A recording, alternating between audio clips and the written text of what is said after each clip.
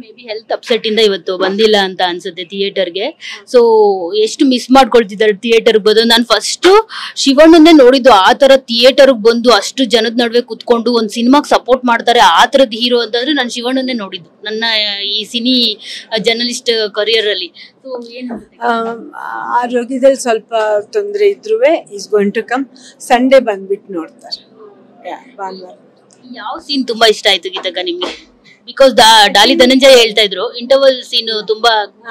ನಾನು ಅದನ್ನೇ ಹೇಳಕ್ಕಂತ ಹೊರಟೆ. ಅದು ತುಂಬಾ ಚೆನ್ನಾಗಿದೆ. ಅಲ್ಲಿಂದ ತುಂಬಾ ಮೂವಿ ಫಾಸ್ಟ್ ಆಗುತ್ತೆ ಅಂತ ನಂಗೆ ಅನ್ಸುತ್ತೆ. ಶಿವಣ್ಣಂಗೆ ಎನರ್ಜಿ ಇವತ್ತಿಗೂ ಕಡಿಮೆ ಆಗಿಲ್ಲ. ಸೊ ಆ ಎನರ್ಜಿ ಹಿಂದಿರೋ ಸೀಕ್ರೆಟ್ ನೀವೇ ಅಂತ ಅನ್ಸುತ್ತೆ. ಸೊ ಏನದು ಅಂದ್ರೆ ಲೈಕ್ ಶಿವಣ್ಣಂಗೆ ಯಾವ ತರ ಜೋಶ್ ತುಂಬ್ತೀರಾ? ಇಲ್ಲ, ಅದು ಅವ್ರೊಳಗೆ ಇರುತ್ತೆ. ಅದು ಮೊದ್ಲಿಂದ ಅವ್ರು ಸಿಮ್ಸ್ ಮನೇಲಿ ಎಲ್ಲ ಅಮ್ಮ ಕೂಡ ಹೇಳ್ತಿದ್ರು, ನಾಗತ್ತೆ ಹೇಳ್ತಿದ್ರು, ಅವ್ರು ಮೊದ್ಲಿಂದ ಹಂಗೇನೆ ಅಂತೆ, ಫುಲ್ ಆಫ್ ಎನರ್ಜಿ. ಅವರು ಚಿಕ್ಕ ಹುಡುಗ ಆಗಿಲ್ಲ, ಅದ್ ಕಂಟಿನ್ಯೂ ಮಾಡ್ಕೊಂಡಿದ್ದಾರೆ ಅಷ್ಟೇ. And we are all with him ಅಷ್ಟೇ.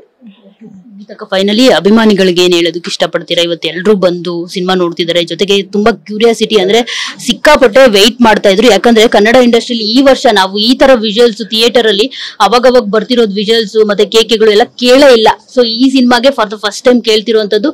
ವರ್ಷದ ಕೊನೆಯಲ್ಲಿ ಒಂದು ಬ್ಲಾಕ್ ಬಸ್ಟರ್ ಸಿನಿಮಾ ಶಿವಣ್ಣನಿಂದ ಕೊಟ್ಟಿದ್ದಾರೆ. ಎಕ್ಸ್ಪೆಕ್ಟ್ ಮಾಡ್ತಾ ಇದ್ರು ಎಲ್ರು ಇಂಡಸ್ಟ್ರಿಗೆ ಈ ತರದೊಂದು ಸಿನಿಮಾ ಬೇಕು ಅಂತ. ಅದು ಭೈರತಿ ರಣಗಲ್ ಆಗಿರುವಂತದ್ದು. ಏನ್ ಹೇಳ್ತೀನಿ? ನಾನು ಫ್ಯಾನ್ಸಿಗೆ ಏನು ಹೇಳಂಗಿಲ್ಲ. ಅವ್ರ ಚಿತ್ರ ಚೆನ್ನಾಗಿದ್ರೆ, ನಾನು ಮೊದಲು ಕೂಡ ಒಂದು ಇಂಟರ್ವ್ಯೂಲ್ ಹೇಳಿದ್ರೆ, ಚಿತ್ರ ಚೆನ್ನಾಗಿದ್ರೆ ಎಲ್ಲಾರು ಬಂದು ನೋಡ್ತಾರೆ.